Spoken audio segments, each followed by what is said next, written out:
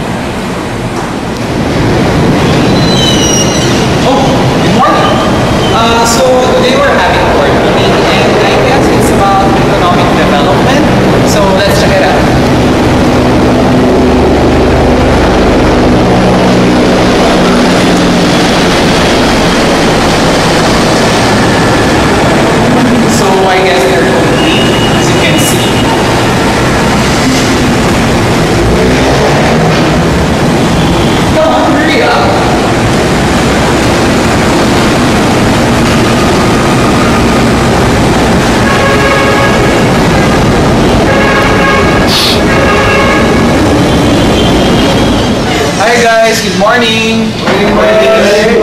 So, are you ready for today's meeting? Yeah.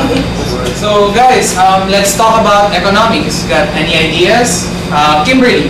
So, boss, historically, the Philippines has been an important center for commerce for centuries for its ethnic minority, namely the Chinese, who were also its first occupants.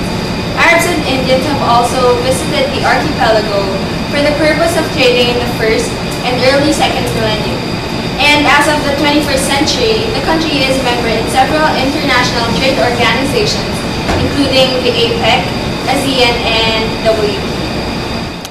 So you mean to say that a small country like the Philippines is an important part of the free trade? That's right, boss. Ever since the Cory administration, the Philippines has opened their economy to foreign markets and also established a network of free trade agreements with several countries. The United States is one of the Philippines' top trading partners. In 2010, according to U.S. Department of Commerce data, trade between the Philippines and U.S. amounts to $15.4 billion. You also have to note that the Philippines in the recent years have been steadily improving their economy. So you mean there's a better chance of succeeding there? I did say their economy is improving, but that's only because their standard of living is relatively low. Standard of living? What is it? So, boss, standards of living or living standards refers to the level of wealth, way of living, needs and wants, and others by a certain person or family. It is based through income, employment, class, capability to purchase necessities, healthcare, and etc. If you would notice, boss, the poor in the United States might not be poor in the Philippines. Here's an example for it. So I heard about Ireland. They were like poor before they joined the European Union, and because they practiced this so-called protectionism. Does anyone have any ideas what this is about? Well, protectionism is an attempt to restrict foreign competitors by imposing trade restrictions on the trade of goods and services. So these are like trade restrictions like tariffs and quotas that prevents any foreign country to place their businesses here inside the Philippines. Is that it? Yes, boss. Most of these restrict trade. Most of these protectionist moves add cost to the importers. That makes their entry to the market more expensive. These moves also limit the amount of goods that countries can import to the Philippines, which are not allowed to be moved. Why would a country do that? I mean, we also export to other countries, and also I heard that Filipinos love imported goods. Why do you think they would do that? Robin, it's your turn now. So, is it because the government is concerned with its GNP? After all, free trade also means the trade of services. Given that other services in foreign countries are cheaper, the country may utilize a cheap cost and in turn will result into higher unemployment rates. Though that might be true, I think protecting the country can also produce new industries. There could also be a rise in employment. In the growth of potential new local industries is also attractive. So free trade really that bad? So what else are we going to talk about? Any more topics that needs to be discussed? Oh, Princess. Hey boss, have you heard about economic liberalization? I'm not aware of it. Economic liberalization may be described as the freedom to engage in economic activity at home and or abroad. A freedom subject to institutional and policy constraints needed to guarantee public interest at large. In a sense, if protectionism closes off one country to another, this one embraces it. Is that a safe assumption? However, the intensive international discussion over the benefits of trade liberalization and its welfare effects on developing countries and their societies is far from over. The research for consensus continues. While some simpler postulates like a freer trade alone brings more economic growth, which in turn have beneficial effects on social life and leads to better living standards and including reduced poverty. However, this produced mixed results, thus raising a general concern of whether open trade can actually contribute substantial and direct effect on the process of development. It doesn't necessarily mean that if you open the doors to others, it would make the economy better. If you open your door, someone may break in and steal everything you have. That is a possibility. I believe would be the death of infant industries because I don't believe that they would be able to keep up with the foreign counterparts. I think being too dependent on imports can actually have an effect on our economy. I think that if we rely too much on them, our spending would be cut because we buy them in dollars. I still think that Philippines should have a protectionist approach on these things. For example, oil and steel industry. True, but liberalization yields higher growth too. We are too focused on the negative side. A World Bank study that found that income per person grew more than 3 times faster in 1990s at 5% a year in developing countries that had open economies, compared with those developing countries that did not have open economies at 12.4% a year. In East Asia and the Pacific region, where almost all countries have open trade policies, the country's gross domestic products have gone up as trade society goes up.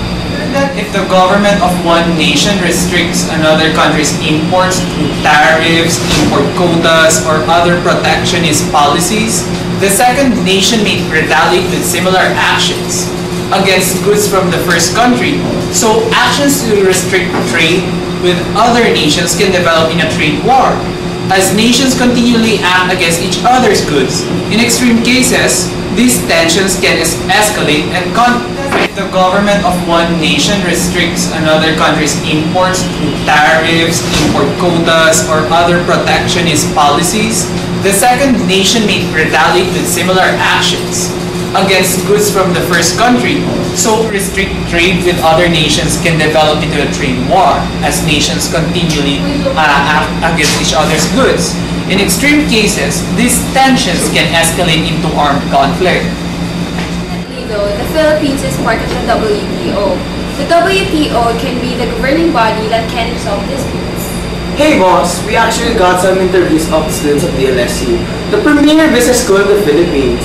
They also have their very own school of economics, so I am pretty sure they can give us some light on the subject. During the periods from 1980 to 2001, the Philippines experienced a gradual growth. The growth of the GDP of 2.4% is very low for the population of nearly 80 million people. The population of the Philippines, aging from 15 to 64 years old, has accounted for the 54% of the population in 1980 and has drastically changed in the year 2000 with 60% of the total population. In 2011, the estimated percentage of the population ranging from 15 to 64 years old is 61.1%, while the unemployment rate of that population has reached up to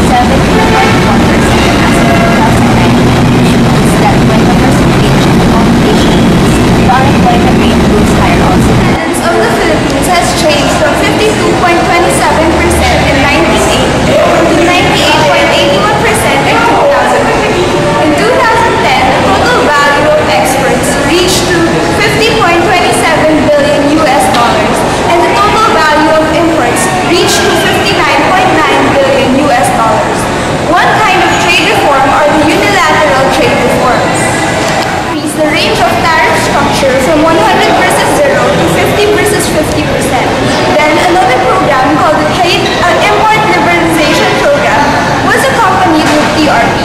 This program was supposed to eliminate non-tariff import measures until it was stopped by the economic and political crisis during the mid-1980s, but was resumed in 1986. The government began the second phase of its trade liberalization program with Executive Order 470, which was intended to lower the tariff rates within 5 years. It also intended to gather the commodities within a tariff range of 10 to 30%. An accomplishment of the reforms is that the agricultural protection has increased because of the tariffication of non-tariff import restrictions.